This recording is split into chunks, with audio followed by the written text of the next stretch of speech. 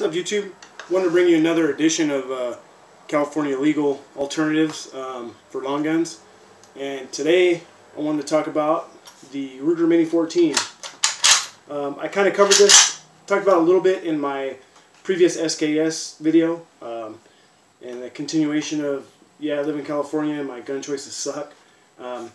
Anyways, this is a newer version of the Mini 14 that I discussed that I had. I believe I had the 581 prefix, if I'm not mistaken. It could have been the 582, but it was the older production. It was the like early 2000s production. This is of the newer model. This is the 583, which they did some improvements on to help with accuracy. The actual issues that I discussed in like I said in that previous video. This is not my rifle. This was a friend of mine who's actually a local FFL was kind enough to lend me this rifle to do the video on it for you guys. And I wanted to send a thanks out to him. He offered to let me use some of his inventory for just basically for kind of tabletop reviews, which I thought was really nice of him. So I get to bring you this rifle today, like I said, just to kind of go over and show you what is still available in California and still legal. This is 100% legal in its current configuration. It's just has a magazine, it's semi-automatic magazine fed. That gives you your one feature you can have in California. And it has no other features, so it's not pistol grip. It doesn't have a flash press or anything like that. It's not, not even a threaded barrel on this model. And the improvements on these were supposed to be pretty significant as far as accuracy goes. So with the current manufacturer, if you get a 583 prefix, which is the first three numbers of your serial number, just look for those if you go to purchase one or purchase one used. They are supposed to be a lot better than the old ones. I can speak of basically of the experience I had with mine. I had a lot of rounds downrange with my previous model that I owned years ago. As far as reliability goes, it was a very reliable rifle. I didn't have any real concerns about that as far as reliability goes. If some of the older guys out there or whatever, guys and gals that remember the when the high capacity ban went into effect in 2000, remember chasing down really expensive magazines in like 1999 for different models of guns or future purchases you planned. So I knew I was getting a Mini 14, so I went around and got a bunch of like I think they were mostly USA made, USA mags for a Mini 14 in 20 and 30 round configurations, and I bought a bunch of them because they were fairly inexpensive at the time. And just as a throwback, a lot of you younger guys weren't around or buying guns or into it back then. A factory Ruger Mini 14 mag back then in a 20 or 30 round variant was like 120 bucks. I remember, 120, 130. I remember seeing it as high as $150 for one magazine. That was, like I said, during the days of the federal assault weapon ban. So no new full capacity magazines could be manufactured after September 14th of 1994. That stayed in effect for 10 years to 2004. Bush, chose not to sign that or whatever, renew it. So we didn't. It sunsetted for the federal level, but it stayed in the state because we had our own ban as of 2000. So back then, they were grandfathered in. So this is what the new ban's coming up is basically those grandfathered in magazines. They want you to dispose of, turn in, do something with them, pan them, whatever. But at the time of the 2000, they were grandfathered in. So you guys missed out on either A, buying and owning high cap magazines, or paying ridiculous amounts of money for them back then. I can remember purchasing Glock mags at $100 a piece. I mean, it was just it was what it was. It was what it was back then. You had to buy if you wanted them. You had to pay up for them. That was an issue with my Mini 14. Like I said, I chose to buy the cheaper mags because at the time I was like 18 years old or so and didn't have the funds to fork out, $120, $140 a magazine on good magazines for that rifle. So none of those mags that I bought back then, none of them worked. Whether I paid $25 a piece for them or $50, they didn't work. This gun only runs on factory magazines, or I've seen as of late some real nice 10-round magazines that look a lot like the factory mag. They have they basically mimic that. They have the plastic bottom on them. Just like these, but they're in a 10-round configuration. When you buy this gun, it comes with a 5-round magazine. So the factory Rugers make 5, then they jump to 20s and 30s. So as far as what we'll have available soon in California, as far as the factory mag goes, is going to be a 5-round mag. But like I said, look for those 10 rounders that have the base plate. They don't say Ruger on it, but they are in the same shape and form. I've actually used some of those to a buddy's gun, and they were, man, 100% reliable. They work good. So they do have some reliable 10-round options out there. As far as this gun goes, it's decent. Back then, I didn't reload rifle when I owned mine.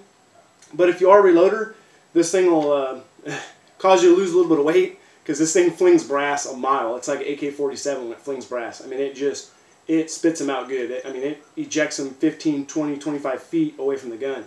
And if I remember right, I think it kind of bent the cases up a little bit on ejection. Nothing that can't be, won't go through a resizing die and pop back out. But just something to be aware of if you do reload this thing, especially if you're shooting like indoors or something like that, indoor range or whatever. This thing really spits the brass. So that's, one feature you may, look into if you're a reloader. Maybe, I know they make some brass catchers and stuff like that. But one thing to note, it does fling brass. The trigger on this particular model isn't bad. It's got a little bit of take up and a little bit, once you get the take up, it's got just a hair creep. The reset, when it comes out, it resets nice and positive. It's got a little bit of take up after the reset, and then once you're there at the wall, it's good. It's almost no creep on that reset pull. So trigger is an improvement from what I remember on mine. I remember mine being pretty gritty. Like this one has a little bit of creep to it on the initial pull, but not bad. Definitely a serviceable trigger. It's going to be, I would say, as good as like a GI grade, off the rack AR-15, with nothing done to it. So not a bad trigger. The safety on these basically mimic the M1As. This is a Mini 14, downsized version of an M14 basically. So the safety is pretty stiff. Some people have issues with deactivating the safety. It requires your finger to be in the trigger well to do it, whichever way you're doing it. If you're shooting it this way, you push it out. But it basically requires your finger to be in the trigger well.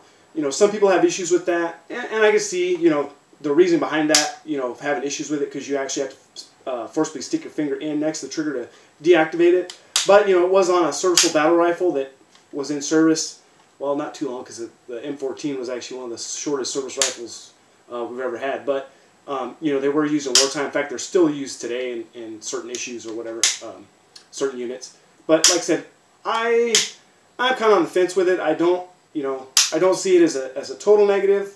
Yeah, there's better safety devices out there to deactivate, but wouldn't be a deal breaker for me, I guess you'd say. But like I said, I've owned one in the past, and I never really had an issue with it. The magazine basically goes in, kind of rotates a little bit like an AK, a little bit. It's got a little bit of rotation to it once it pops in the front. Then it locks in with this lever, and then basically to take the magazine out, you just basically push forward and ejects the magazine. So it takes a little getting used to. It's not the straight in like an AR-15 is. It kind of goes in first in the front. You kind of rock it a little bit AK style. But like I said, easy to do once you get used to it. It takes a little getting used to, but after that it's fine. Not a real pain to do. But like I said, with a 10-round magazine in this, the sights, overall sights are good. I don't know if they still make the Ranch model and the other model. They used to have two, Carbine and Ranch. This has a spot for rings. I know back when I had mine, there wasn't a lot of options out there for mounting. Now I think there's more options. More people cater to it. Lot more companies have access to CNC machines. They make a lot tighter tolerance stuff for them now. So that's probably a non-issue now. Stocks were always kind of available. Different configurations, different setups. I know there's some like Archangel or whatever makes kind of the tactical setups for them. They'll at least give you some rails to mount lights or whatever that you feel you need to mount on there. Just watch here in California. Don't put a vertical grip on it by any means. That's another feature. So you don't want to do that. You don't want to put a flash pressor or a stock with a muzzle brake or a stock with a pistol grip, because then or a folder. You're getting into that assault weapon classification again there. So as these are out of the box, these are, like I said, legal to run this way, legal to run with a 10-round mag in it. If you do happen to possess some from 2000, those are legal to run until June of this year, whenever they end up, the deadline is on those. But they will accept magazines. Just be aware, if you do possess any of those magazines, if you possess factory ones, they're gonna run fine. If you have some like USA or something like that, that probably won't work. Not a great setup. But anyways, I just wanted to cover this. Like I said, my buddy who's an FFL was kind enough to lend this to me for a tabletop review for you guys, and that was really nice of him. I want to kind of show you guys Mini 14. Some people, you don't see them on the shelves much. I don't know if production's just, they don't turn a lot out at Ruger, or a lot of guys just don't happen to have them on the shelf. So, you know, some people may have never seen a Mini in person. Like I said, it just doesn't seem to be a stocking item in a lot of FFLs. So, anyways, like I said, another option I just wanted to show you guys. Another one is an M1A. Basically, same thing, just scaled up in 308, and definitely a solid setup. Of course, a lot more money. These I would assume, I know costs have went up over the years, cost of manufacturing, all that, whatever. But I would assume you're probably in the 900 ballpark range of a new model, and that's just ballpark. I mean, you may be able to find a little cheaper, maybe a little more expensive, or whatever. But I remember when I bought mine, like I said, early 2000. I think I paid $575, $600, something like that. So they've went up over the years, just like everything else with inflation. But solid setup, guys. For the money, it's going to be probably one of the best guns chambered in 223. And actually, these can fire 5.56 as well. I believe they're stamped. Yeah, this one's stamped 5.56. So the chambers are cut to a 5.56 chamber. Once again, like I said, probably one of the best options off the shelf now for California. If you want a full detachable mag 5.56 rifle, this is one of the few I can even think of. Keltec makes one, but those are like vaporware now. You just never see them around. I don't know if their production's that low on them or what, but you just never see like the SU-16 CAs anymore. But anyways, guys, check it out. If you like the video, give it a thumbs up. Subscribe. Hopefully I'll have some more guns to do a review on. Like I said, I got access to some of his over there to do reviews, so that was awesome, extra cool of him to offer that. So appreciate it, guys. Thanks for watching. See you next time.